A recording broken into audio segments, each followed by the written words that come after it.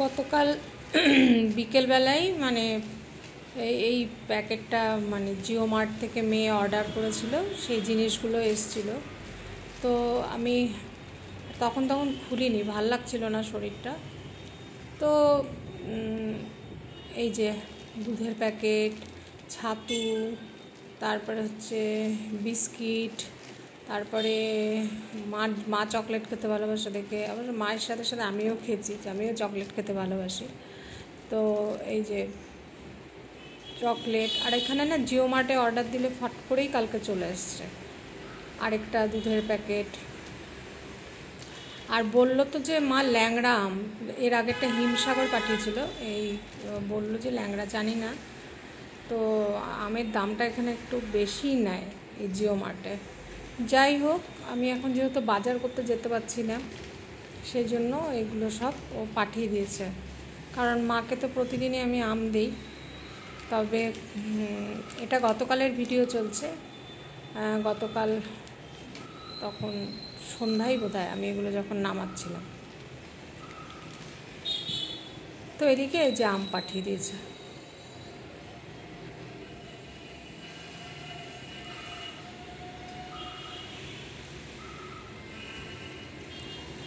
আর চলে আসলাম আজকে সকালে মাকে আম মুড়ি, অন্যদিন আমি মেখে দিই, কিন্তু না, মাকে যতটা হাত পা অ্যাক্টিভ রাখা যায়, কারণ আমি আরেক কিছু ভিডিওতে দেখলাম এরকম যখন হয়ে যায় তখন খালি শুয়ে বসে থাকলে হবে না, মা তো খালি শুয়েই থাকেন না। তো আমি মেখে দিই, আপনারা দেখেন। কিন্তু আজকে আমি মাকে আমটা রস করে দিলাম, তারপরে বললাম তুমি মাখো। এখন বাজে 9:30, মাকে ব্রেকফাস্ট দিয়ে দিচ্ছি। তার আগে হচ্ছে মার সকালের গরম জল খাওয়া, চা বিস্কুট খাওয়া, এগুলো কিন্তু হয়ে গেছে মা ওঠার পরে। আমি তার জোর করে মাকে টেনে উঠাই না, যখন ঘুম ভাঙে তখন। তারপরে এই যে 9:30 বাজেনি, আমার ঘড়িটা ফার্স্ট 9:25 বাজে, আমি কিন্তু মাকে ব্রেকফাস্ট দিয়ে দিয়েছি। এখন স্নানের জল বসাবো মায়ের, মা খেয়ে উঠলে মাকে স্নান করতে পাঠাবো। মা স্নান করতে চলে গেছেন। আজকে বাইরে খুব রৌদ্র। এখন 9:45 বাজে। মার ঘরে যদিও মা এখানে শোন না, তবুও এই যে বিছানাটা তুলে ওয়াশিং মেশিনে দিয়ে আসলাম। আর এই তো এই বিছানাটা, একটা বিছানা তুলতে অনেক সময় লাগে। আজকে খুব গায়ে ব্যথা, জানি না একাদশীর জন্য হয়তো। ওয়াশিং মেশিনে জল পড়ছে, দিয়েছি ওয়াশিং মেশিনে বিছানার চাদর। এদিকে আমার বিছানাও তোলা হয়ে গেছে। এইখানে এই যে মা শোবেন, আর এসে আর এই যে মার ফোন ওইখানে রাখা, আমার ফোন দিয়ে তো আমি রেকর্ড করছি এদিকে ভিডিও। আর হচ্ছে টেবিলটা কোনো রকমে এই যে গুছিয়ে রাখলাম। এই যে বললাম না 9:45 বাজে এখন। এই বাইরে আজকে খুব রোদ্দুর, খুব, আকাশ একেবারে পরিষ্কার আকাশ। আর বাগান বলতে এই যে কুমড়ো গাছটা, করলা গাছটা জানেন তো, এটা মনে হয় এই যে দেখুন না, ফুল তো এসেই যাচ্ছে কিন্তু একটাও করলা নেই, মনে হয় পুরুষ গাছ।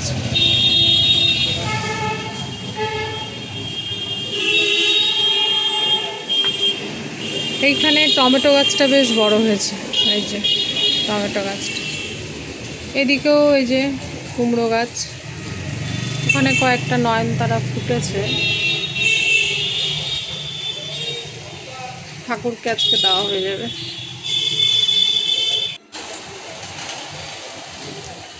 আর এই যে এখানে পরপর সব তুলসী গাছগুলো রাখা।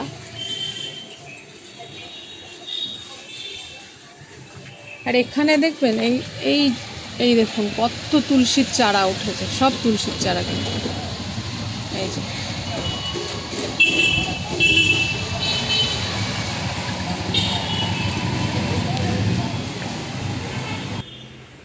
তো এদিকে আমি ঘর ঝাড়া হয়ে গেছে, আমি তো ঝেড়ে নিয়ে তারপরে ডাস্টিং করি, সেটা তো আমি আগেই বলি, কারণ ঝাড়ার পরে না অনেক ধুলো ওড়ে, তো সেই জন্য ডাস্টিং শুরু করেছিলাম।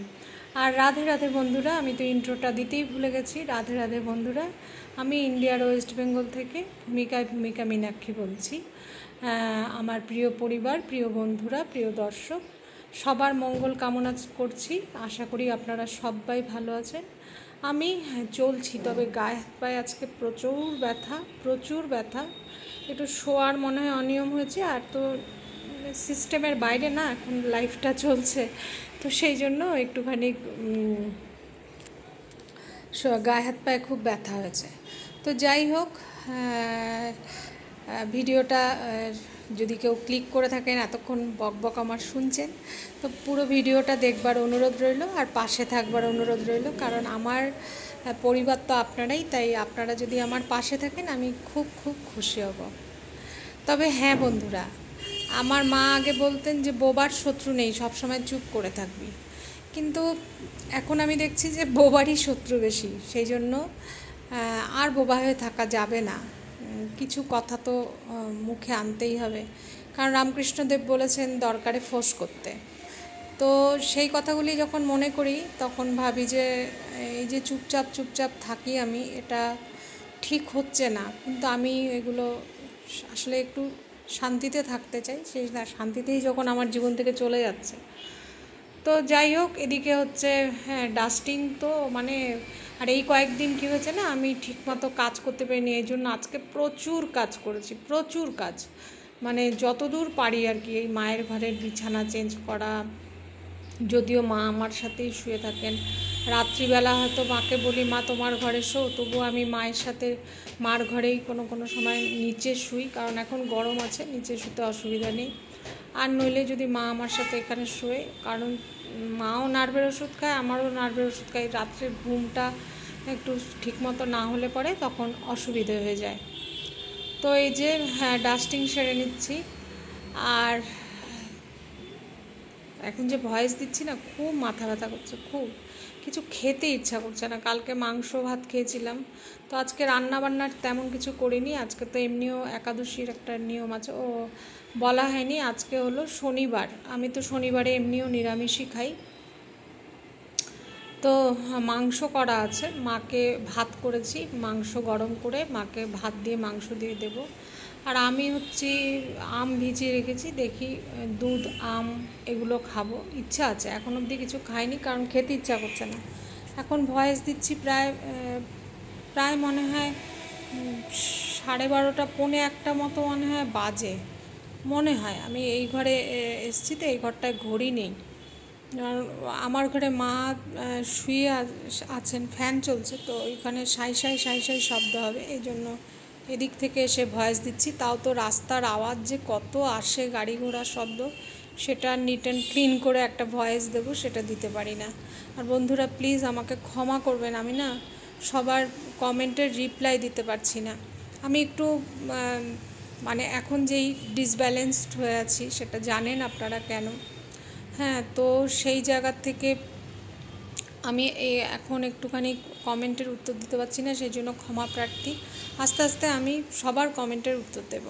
আর এই জায়গাটা, রান্নাঘরের এই নিচের এইটা, মানে এদেরকে আমি আগেই বাড়িয়ালিকে বলেছিলাম, যখন আমি দেখেছি যে এই পাইপের জলটা ওই দিকে চলে যায়, ওখানে আমার কিন্তু কোনো কাজ নেই, ওখানে একটা বালতি ঢুকানো হ্যান ত্যান, কিন্তু এইখানে যেহেতু এই দিকের বেসিনের জলটা যায়, তো কি হয় না, ওখানে শ্যাওলা পড়ে যায়, এদিকে যা করি হয়ে যায়। এটা 2 দিন পর আমাকে এই জায়গাটা খুলে মুছতে হয়, আর বাড়িওয়ালারাও আসে না, এটাকে আমি ঠিক করতে বলছিলাম, এই পাল্লাগুলো সব আলগা হয়ে গেছে আছে প্রথম থেকেই।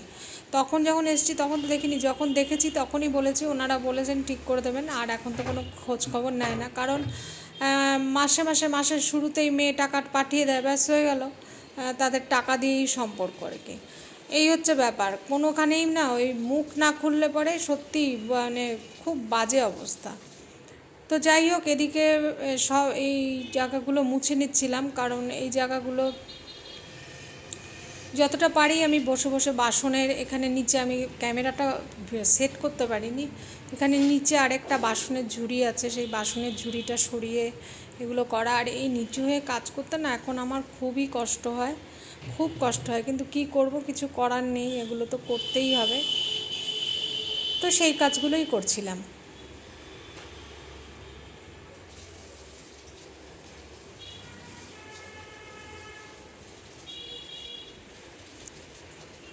আজকে ইচ্ছা আছে দেখি একটা হইচইতে দেখি কোনো একটা সিনেমা দেখে একটু মন টন যদি ভালো হয় তাহলে চেষ্টা করব একটা সিনেমা দেখবার। দেখি, এখনও সেটা বলতে পারছি না, ভয়েস দিয়ে এক্সপোর্ট করে মোবাইলের কাজকর্ম শেষ করে তারপর। এদিকে রান্নাঘর পুরো পরিষ্কার করে নিয়েছি। এখানে একটা আম ভিজিয়ে রেখেছি, আজকে আম খাবো। আর এদিকে সব মোছামুছি পরিষ্কার করা কমপ্লিট। এখন কাপড় কাচতে দিয়েছিলাম, কাঁচা হয়ে গেছে, এখন স্পিন করব। আর ভিডিও কিন্তু অনেক ফাস্ট করা আছে সত্যি। তো যদি এত তাড়াতাড়ি কাজ করা সব যেত তাহলে কতই না ভালো হতো। আজকে ভিডিওটা একটু বড় হয়েছে, তাও তো অনেক ফাস্ট করে টোরে দিয়ে এটাকে 20 মিনিট 13 সেকেন্ডে এনেছি। তো যাই হোক, এদিকে অনেক যেহেতু কাপড় ছিল, মানে বিছানার চাদর টাদর, আর এখন আমি দুদিন পর পর যেহেতু ধুই সেগুলোর জন্য একটু জমে যায়। আর দেখুন, নতুন নাইটি কিন্তু অন্য নাইটির থেকে রং লেগে কেমন হয়ে আছে আমার। এই দুটো তিনটে নাইটি একসাথে সেদিন ভেজানো হয়েছিল, তো তো রং লেগে লেগে এরকম হয়ে আছে, মনে হচ্ছে যেন নোংরা লেগে আছে। আর আমি তো নোংরা থাকতেই পারি না, কিন্তু কেমন লাগছে দেখুন নাইটিটা। তো যাই হোক, এইদিকে এটাকে স্পিন করতে দিয়ে দিলাম। আর ওই আম ফ্রিজে রেখেছিলাম কালকে আমি, তো দেখলাম যে না, আমগুলো আর একটু পাকতে হবে, তো সেগুলোকে আবার টেবিলে সুন্দর করে সব গুছিয়ে টুছিয়ে রাখলাম। আর তারপরে এই যে ঘর মুছতে চলে আসলাম। আজকে ঘরটার মুছে নিয়ে তারপরে ওই কমোডটা পরিষ্কার করেছি স্নান করতে যাওয়ার আগে, সেটা বলে নিলাম আবার পরে যদি ভুলে যাই। তো যাই হোক, এদিকে ঘর মুছতে তো অনেক টাইম লাগে আর ভালো লাগে না, আর ক্যামেরা হাতে নিয়ে নিয়ে সত্যিই কোনো কাজ করা যায় না। হ্যাঁ, তো সেই জন্য অফ ক্যামেরায় অনেক কাজ করেছি সত্যি। আজকে প্রচুর প্রচুর কাজ করেছি। আমার এত ঘাড় ব্যথা, হাতে ব্যথা কেন হয়েছে আমি জানি না।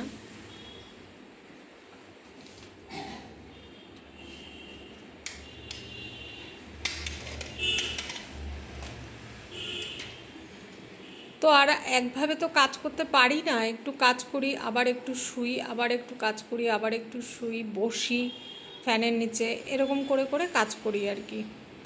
আর এই ঘরে মা কিন্তু খাটের এই সাইড দিয়ে পাথালি হয়ে শুয়ে আছেন। আমি স্বাভাবিক শুয়ে থাকলে একটু জামা কাপড় ইসে হয়ে যায়, সেই জন্য আমি মাকে আর দেখালাম না। এদিক থেকে ক্যামেরাটা সেট করেছি, এই দিকের মানে এই ঘরটাও মুছে নিচ্ছি। মুছে নিয়ে এবার লাস্ট ওই আমার বেসিনের ওই দিকটা, ডাইনিং টেবিলের ওই দিকটা মুছলে আমার ঘর মোছা কমপ্লিট হয়ে যাবে। তারপরে জামা কাপড়গুলো যে ধোয়া হয়েছিল সেই জামা কাপড়গুলো মেলতে বারান্দায় চলে গেলাম। ঠাকুর পুজোটা যদি সকালবেলায় হয়ে যায় না, খুব আমি নিশ্চিন্ত থাকি। সকালে আগে ঘুম থেকে উঠে ঠাকুর পুজো যদি বাসি কাপড় ছেড়ে বাসি ঘরটা ঝাড় দিয়ে ঠাকুর ঘর পরিষ্কার করে যদি করে নিতে পারি, কিন্তু যেদিনই পরে করি সেদিনই আমার খুব টেনশান হয়ে যায়, মানে ঠাকুরটা ঠিক সময় দিতে পারলাম না। আর সত্যি আজকাল হচ্ছেও না ঠিক মতো আমার কোনো কিছু করা। তারপরে ঠাকুর ঘরে একটা ফ্যানের ব্যবস্থা ওদিকে করতে হবে, কারণ গরম পড়েছে। তো এবার ঠাকুরদেরও তো গরম লাগে না, সব ঠাকুরদেরই গরম লাগে। প্রতিদিন গরম না, আজকে গরমটা বেশি পড়েছে, মানে গতকাল রাত্রে বৃষ্টি হয়নি। এখন অবশ্য যখন ভয়েস দিচ্ছি এখন দেখতে পাচ্ছি আমি এখান থেকে আকাশে একটু একটু মেঘ করেছে, জানি না বৃষ্টি আসলেই অবশ্য ভালো হয়, কারণ আর গরমটা নেওয়া যায় না। আর মাথায় পুরো তেল দিয়েছি, মানে আমার এই যে গরমকাল পড়লো না, গরমকাল পড়া মানে আমার মাথায় চুপচুপা তেল থাকবে। তেল ছাড়া আমি কিছুতেই থাকতে পারবো না। তেল আর জল, মাথায় তেল আর জল সমানে, জল দেবো মাথায় আর তেল, মানে আমি একদমই সহ্য করতে পারি না, আমার মাথায় খুব কষ্ট হতে থাকে গরমকালে।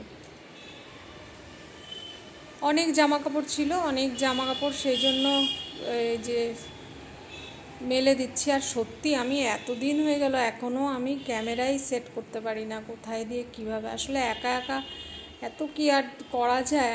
আর কেউ একজন থাকলে পরে ক্যামেরা ধরে দিলে সুবিধা হয়। আমার গলার ভয়েস কত কমে গেছে। আমার যখন শরীর খারাপ লাগে আমার সবার আগে কিন্তু আমার ভয়েস কমে যায়। আমি এটা আমার বাবারও ছিল, আমারও আছে।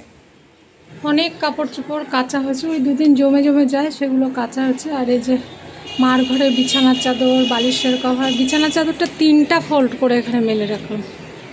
তো এগুলো এইভাবেই আছে। এখন আমি একটু বিশ্রাম করে যাব স্নান করতে। স্নান করে তারপরে পুজো দেব। পুজোটা পড়ে আছে, পুজোটা সকালে না দিলে না খুব অসুবিধা হয়ে যায়। আর ঘর দুয়ার তো সব গোছানোই। মা গেছেন বাথরুমে, এসে আবার শোবেন। এখন বাজে হচ্ছে 11:30। একটু বিশ্রাম করে তারপরে স্নান করতে যাব।